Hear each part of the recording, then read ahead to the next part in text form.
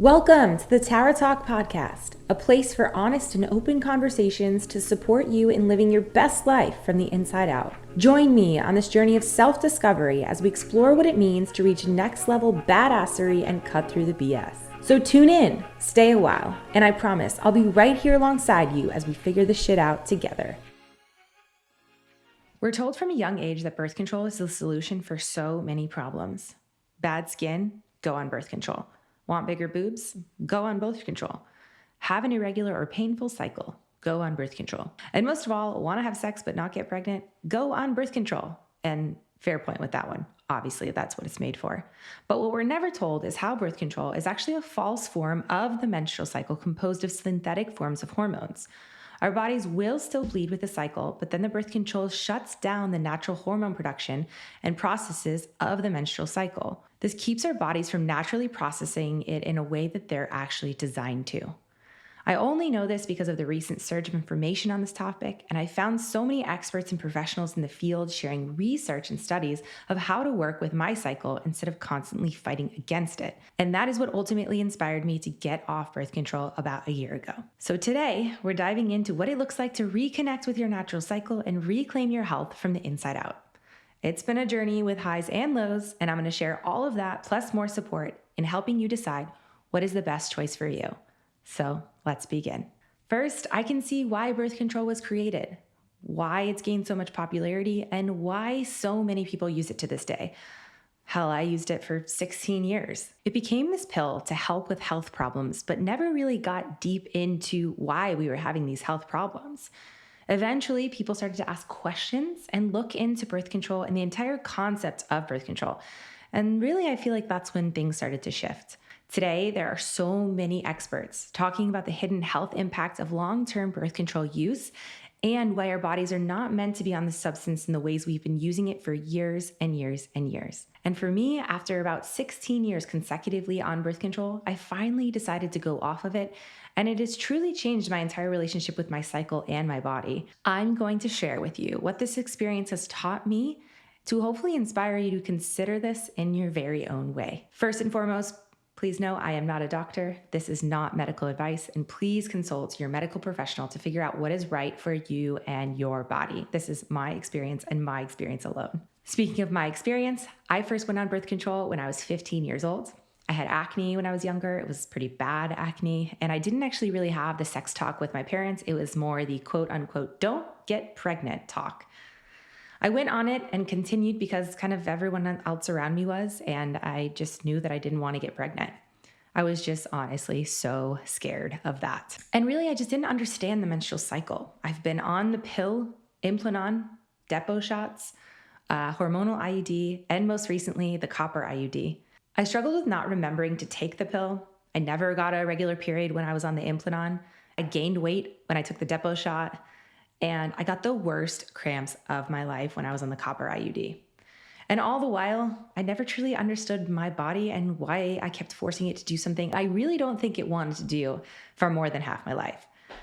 And while it served its purpose for the time and the information I was given at that time, I'm now so happy that I've been educated on what's happening within my body so I can make an intentional decision for my body and my needs. So this all happened, probably in my mid to late 20s. And the book that really got me questioning whether I wanted to be on birth control or not was the book Roar by Stacey Sims. She goes deep into female athletes and how we train on a high level around the sole fact that, quote, women are not small men. And then as I got more in depth with the literature, I knew I wasn't getting the benefits of utilizing my cycle with my training, my productivity, my business, and honestly, just my livelihood in general. And here's the thing. We don't get a lot of information with this as a young teen. I mean, I remember back to the days when I had to get a tampon or I get pads at the store. I had to put it underneath my shirt, or I didn't want anyone to see that I was paying for them at the cash register, when really it happens every single month. Like, we never actually really talk about it, and we just try to hide the fact away from other men in our life. So if you're curious, but want a little bit more education behind your menstrual cycle, let me help you understand that a little bit more. First, let's go into the actual menstrual cycle as a whole. It starts on the first day of your period and ends the day before the following period begins. The uterus and the ovaries both experience changes during the cycle. Ovulation happens when an ovary releases an egg, and hormones send signals back and forth to the brain, the ovaries, and uterus to make the cycles and their phases happen. And as women, we go through cycles every month until we hit menopause. I got my first period when I was, it was 14 or 15 years old. And the average menopause age is 51. So just doing a little math for you there, that would be 444 cycles throughout the duration of my life. In parentheses, if I was super regular, which I am now that I'm off birth control, at least. Okay, so there are different phases when it comes to the menstrual cycle. Both the uterine cycle and ovarian cycle are divided into different phases. I'll go over the ovarian cycle today because I feel more comfortable talking about that. There is the follicular phase, which is before ovulation. There is the ovulation, which is when an egg is released from an ovary and we're most fertile. And then there's the luteal phase, which is after ovulation. There's a lot of nuance to this topic, specifically with those that may not ovulate at all, maybe someone going through perimenopause, breastfeeding, or even those with PCOS. The menstrual cycle is a very sophisticated process. It can feel very complex. Everybody's unique, and there isn't a typical menstrual cycle. But I'm going to break this down into the most basic form. A menstrual cycle, remember, it starts on the first day of the period, ends at the start of the next period, right before the start of the next period. An entire menstrual cycle usually lasts between 24 and about 38 days, but they can vary from person to person and cycle to cycle, and also can change over the years, like as you get older as well. Some people even notice changes in their hair, skin, poop, chronic disease symptoms, mood swings, migraines, headaches, or even just the way you experience sex. They can all be different points in your menstrual cycle. The first phase is called the follicular phase. This is from the start of the period until ovulation. Throughout the menstrual cycle, there are multiple follicles at different stages of development in both ovaries. The period ends about halfway through this phase, and one follicle in one of the ovaries becomes the largest of all the follicles. It's called the dominant follicle, and it's about the size of a grain of sand. This follicle is the one prepared to be released at ovulation. And for most people, the follicular phase lasts about 10 to 22 days, but again, can vary from cycle to cycle. The pituitary gland produces a hormone called follicular stimulating hormone, FSH. I'm sure you might have heard that in some capacity. FSH tells the ovaries to prepare an egg for ovulation, which is the release of an egg from an ovary. The dominant follicle produces estrogen as it grows, which peaks just before ovulation happens.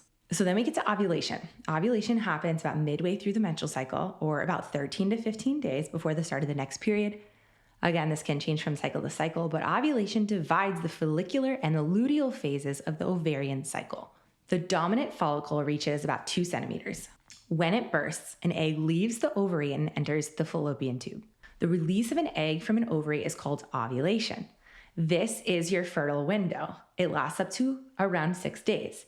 You are most fertile the day you ovulate and the day before. However, because sperm can survive up to 5 days, having sex on the days leading up to ovulation can increase your chances of getting pregnant.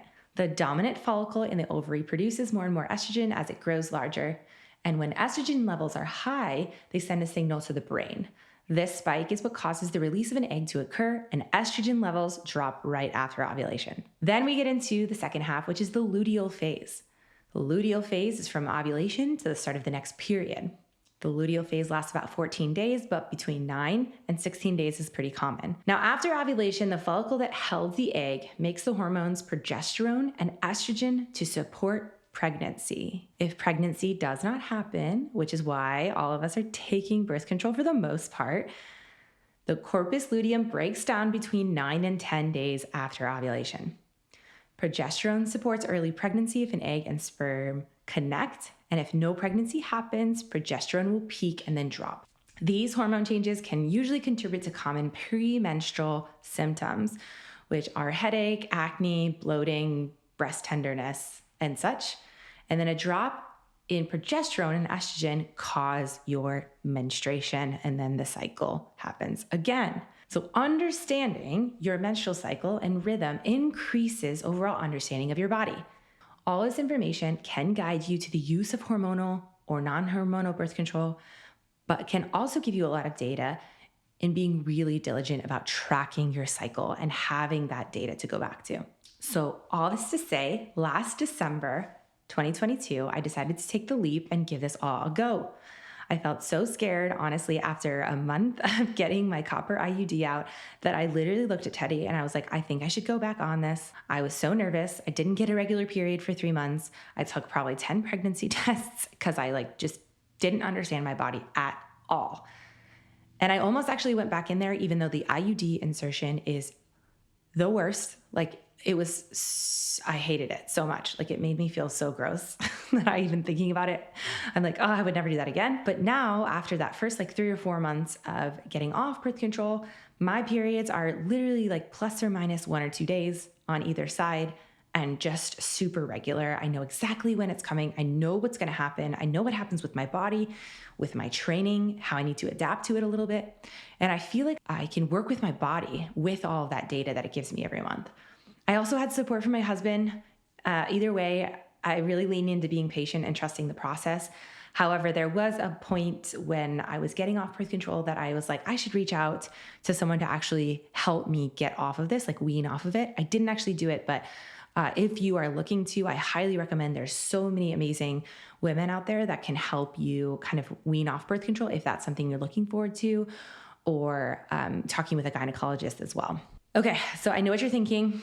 This all sounds great, but how do I prevent accidental pregnancy during my cycle or around my cycle? Because obviously that is something that is still on my mind. We are not actively trying to get pregnant. And when you're not taking birth control, that is definitely something to think about. Now that I have all this data and now that I know when I ovulate, I know what my cycle looks like and I really can tell what the dates are. I have those data points and can really work around it. Thankfully, at this point, there are so many options out there. I personally use the Clue app. There are a lot of really great apps out there, like Natural Cycles is another good one as well. I also take ovulation tests to track my cycle and when I'm ovulating. And while it did take some time for mine to become regular and consistent, having these tests plus the app just help me collect data and make predictions every month. Plus, I know pretty much the exact days of when I'm ovulating, and we typically just plan around those. Again, other options for some apps, Natural Cycles, the Aura Ring. I don't personally know too much about it, but I have seen it all online. I have a lot of friends that use it. There's really cool data that comes behind that. The Aura Ring too. I think I'm saying it right. It starts with the Oura. You could track your sleep with it, your cycle, checks your temperatures. There's a lot of stuff that comes in that. There's also a lot of programs that you can do some tracking to understand your specific cycle. So really just figuring out what's best for you, as always. Also, there are a lot of other ways to avoid pregnancy, such as male condoms, female condoms, diaphragm, cervical cap, and one I personally don't know too much about, but know that is a really great way to track your cycle is checking your cervical mucus secretions at least twice a day. So what I know about it is that you take and chart temperature every morning before getting out of bed to identify post-ovulatory increase in temperature. And then, of course, a huge advantage to tracking your cycle is that you can also avoid sex during that ovulation period at all, especially with those data points that you have over the course of several months. You can really understand what those days are. Before this, I really never had a regular cycle, and it feels so good to finally feel in touch with my body. Some friends that I tell this to, they're like, why would you actually want to bleed every month? They always push out their periods. But I actually really enjoy the whole process of it. It kind of makes me feel more feminine. It makes me feel like a woman. And just the fact that I know my body so well now, I can tell when it's coming and I just know when it's happening. And it brings me back in tune with my feminine side, and that I can realize when it's coming, and I just feel really good about it because that data then again helps me track my workouts and my productivity levels and when I want to put out a new product or how I want to show up and work with clients. I swear I understand it more now than ever, but just please note that it may take time for your cycle to regulate and become consistent again. But just like most things worthwhile in life, patience and consistency are key. Fitness, health, growing a business, you just have to keep showing up consistently, trust the process, and take notes along the way. And the same goes for your cycle. Be patient, care for your body to help it regulate, and take notes to whatever clues your body might be giving you. But I'm just throwing out another disclaimer. I'm not a doctor. I am not giving you medical advice, but everyone's experience with getting off birth control is so different. I do highly recommend working with someone in the process. It can be a big change for your body, and sometimes things may come up mentally, physically, and emotionally. And so if you're working with a doctor or coach during this process, they can really help support you if those things come up. Even some of the symptoms like acne, mood swings, bleeding, cramps, etc. And it's just so much better to ask for help and support rather than try and do it alone, and then you feel even more lonely or overwhelmed or want to completely back out, like I told you in the beginning of my journey. So just like some things to consider, like what are your goals in life right now if you're open to the possibility of having children in the near future or within the year or two? Like that's so much different than being in a place of like no desire whatsoever for kids, like I was in my teens and 20s. Also, extra means of protection is definitely needed and to be considered for that. How connected do you feel with your body right now? Like, do you want to feel more connected, more in tune with your cycle, your body, your emotions, and mind? How do you feel about your health? Like, do you feel energized, focused, overall just good in your body and mind? Do you have a source and support system to ask questions and receive guidance from? And this could be a doctor, a coach, acupuncturist, so many different resources out there. And then, of course, how does your partner feel about this? You ultimately have a final say in your body, and it does impact your partner in some ways. So just make sure you communicate how you feel with your needs and wants with your partner. And at the end of the day, you know your body best. So if something feels off or you don't feel like you can be in tune with your body, that may be something to consider of where does birth control impact those areas of your life. And you can always stop and start again or change your mind on those type of things. It's just another thing worth exploring, and all data is good data to have. So give it some time and then maybe reevaluate what feels right for you. You have got this. And if you're looking for a movement program or a coach to support you in not only movement, but mindset as well, I have you covered.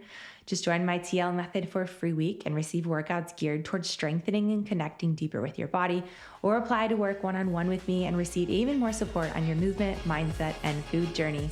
Thanks so much for listening. Thanks for coming to this Tara Talk. I hope you're taking something away from this episode, and if so, I would love to hear about it. You can connect with me at The Tara Talk and at Tara LaFerrara on Instagram. A few ways you can help support the show and help spread the word. You can share it on Instagram, tag at The Tara Talk and at Tara LaFerrara. Send an episode to a friend, and please leave a review if the show is resonating with you. It takes just a few minutes, and it means so much to help this show grow, and it helps me to continue to bring on badass guests for all of us to learn and grow from. I am so happy you're here and excited to be on this journey with you. Until next time, be a badass with a good ass.